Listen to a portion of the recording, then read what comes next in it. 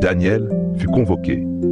À 84 ans, toujours fidèle, toujours paisible, il entra dans la salle du festin. Il refusa les honneurs. Il n'avait pas besoin de collier d'or ni de robe de pourpre. Il n'était pas là pour flatter, mais pour avertir. Il rappela au roi ce qu'il savait, mais n'avait jamais respecté.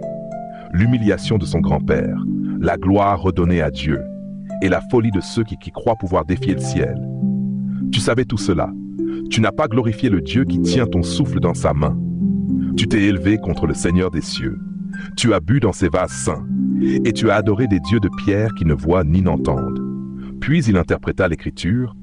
Mener Dieu à compter les jours de ton règne et y met fin. Tekel, tu as été pesé dans la balance et trouvé trop léger.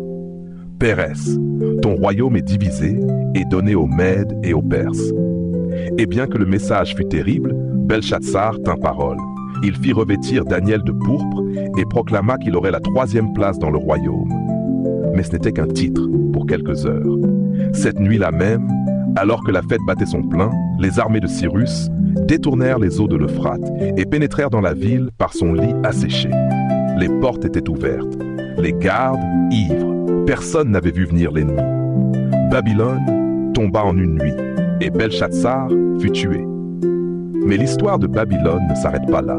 Elle est une prophétie, car la chute de Babylone est l'image de ce monde moderne. Un monde ivre de plaisir, de luxe, de divertissement, qui méprise les choses sacrées et glorifie ce qui est faux. Un monde où l'on change la vérité de Dieu en mensonge. Un monde qui croit être en sécurité, mais dont les murailles sont déjà fissurées. Elle est tombée, Babylone, la grande. Elle est devenue une habitation de démons. Apocalypse. Ce n'est pas seulement l'histoire d'un roi ivre, c'est le jugement de tous ceux qui ont méprisé le souffle que Dieu leur avait donné. C'est le message pour notre génération. Aujourd'hui encore, les balances du sanctuaire sont en mouvement. Chaque pensée, chaque action, chaque choix est pesé. Dieu regarde, non à l'apparence, mais au cœur. Et il dit, « Sortez du milieu d'elle, mon peuple, afin que vous ne participiez pas à ses péchés. » Comme Daniel, osons nous lever. Refusons les festins vides et les gloires éphémères.